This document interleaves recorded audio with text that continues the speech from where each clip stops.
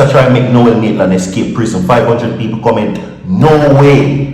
1,000 likes on this video. May I have something to play for you. Subscribe to the channel. Inside the Donna case, listen to this. It is my opinion that this is probably one of the easiest cases to solve. Should be for the JCF. Because unlike the situation where you have a child who's probably walking to school and suddenly disappeared, in this case you have the missing person. You can track the missing person to someone who picked her up, someone who took her to a known location, and then that's the end of that. So you have a place to start, right? You start with the apartment. There is also talk that that 2 police officers, listen to this case, female police officers, including the boyfriend's baby mother, that they actually went to the apartment while Donnelly was there.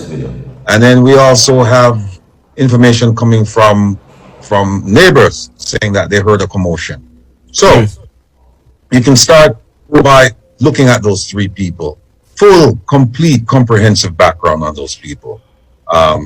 One of the things you want to look at is how come this constable was able to afford an apartment in New Kingston driving a BMW, if the reports are true. So you want to look at that. You want to talk to the neighbors. You want to look at videos taken of the complex. Or I've been led to believe that the police, they have the vehicle trackers on some of these traffic signals. So they should be able to track the vehicles from the apartment through certain thoroughfare. Then you can also do the forensics inside the apartment. You use luminol to see if there's a presence of blood. In the event that there was a gunshot wound and there's a blood splatter, although based on what I'm hearing, it sounds like she was strangled. So then the other thing you want to look at, because the Jamaican police is not exactly known for being efficacious when it comes to the collection and the presentation of evidence. You want to know what evidence was collected at the so-called scene of the crime, which would be the apartment. You want to know who collected that evidence, when they collected it, why they collected it. You want to know about the chain of custody, who had it, when was it passed to whom, where was it stored, or where is it still being stored. Lots of questions, but the good thing about it is that you have a place to start. I mean, my son, who's 11 years old, I could put him on this case, and I'm sure he would do an outstanding job. Not because I'm his dad, but because he has common sense. So I really... everybody, and let me not forget to tell you that today's prayer Tuesdays for people, Virtual TV, pray that you have a great day today, and remember your prayer life rules your entire life. Now, there are some disturbing information that I'm going to share with you that the judge have no concerns. It seems as if that there is an effort by members of the constabulary allegedly to have Noel Maitland freed. So much now to the point that the judge has to now come out and make the claims be heard. The judge are now blasting the police officers for causing disruption and delays in Noel Maitland's case. Okay? Now we know the judge that presided over this case, my people, right? His name is Justice P0lice.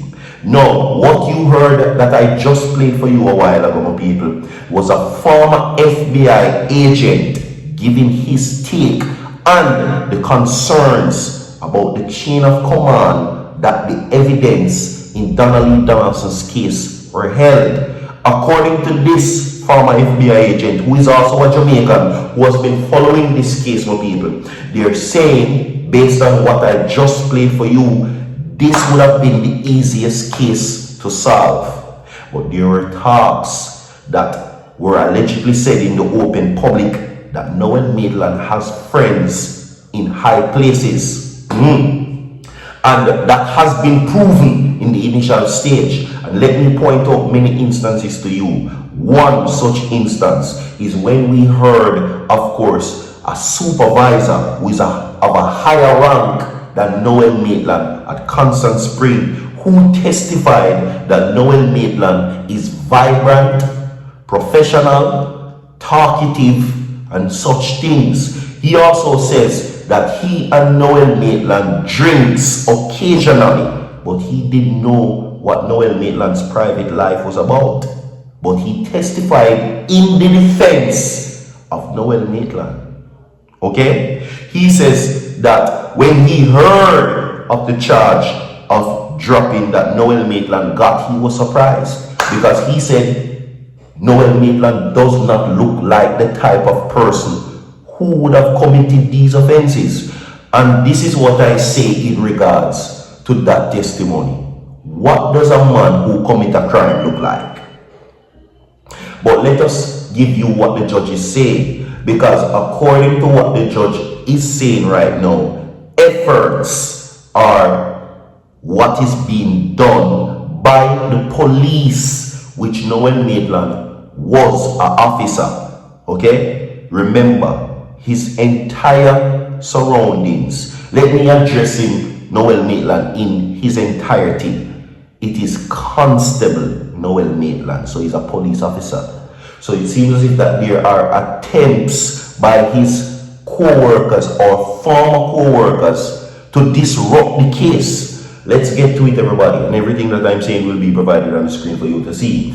Now, the Supreme Court judge, right, is now saying that they are criticizing investigators assigned to the case for the dropping accused Noel Maitland after prosecutors disclosed that they received new documents, right, which they're saying that is causing the case hearing to be delayed.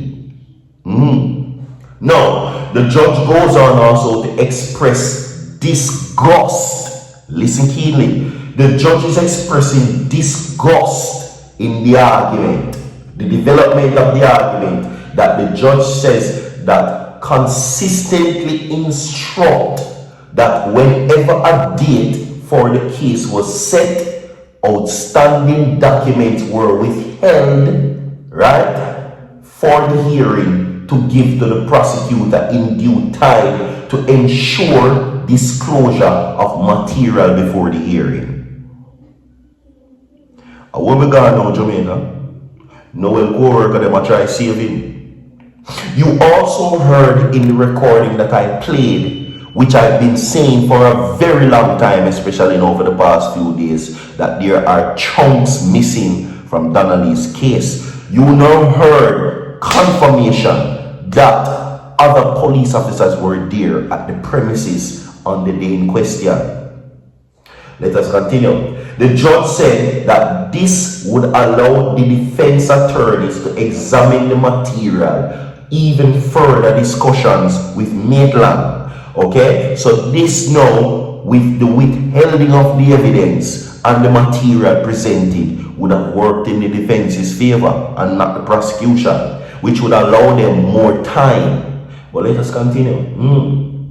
The judge says that when it is done this way, what it means is that the process leading up to the trial would not be fair. Let me read it again. The judge says that when it is done in that manner, that the officers are doing, withholding the evidence and causing delays, whenever the trial started, it would have not been fair. Okay, the process leading up to the trial, that is. And so, disclosure must be made at an appropriate time. It can't be made on the eve of the case, says the judge. The judge says that I am tired of making this statement in court. It cannot happen and ought not to happen, is what the judge says. That the judge is now adding that the judge is disgusted by these attempts. Now, according to what is being said, right, in the meantime, the attorneys representing Maitland are signaling their intentions for an appeal.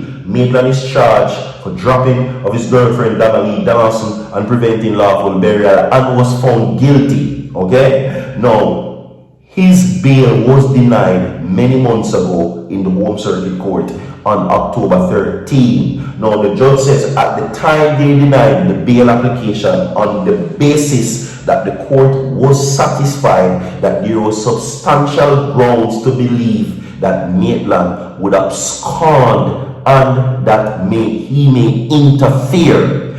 They're saying that the reason why they never give bail is because he would have done something, whether it is in the form of a manipulation, whether it is in the form of tampering.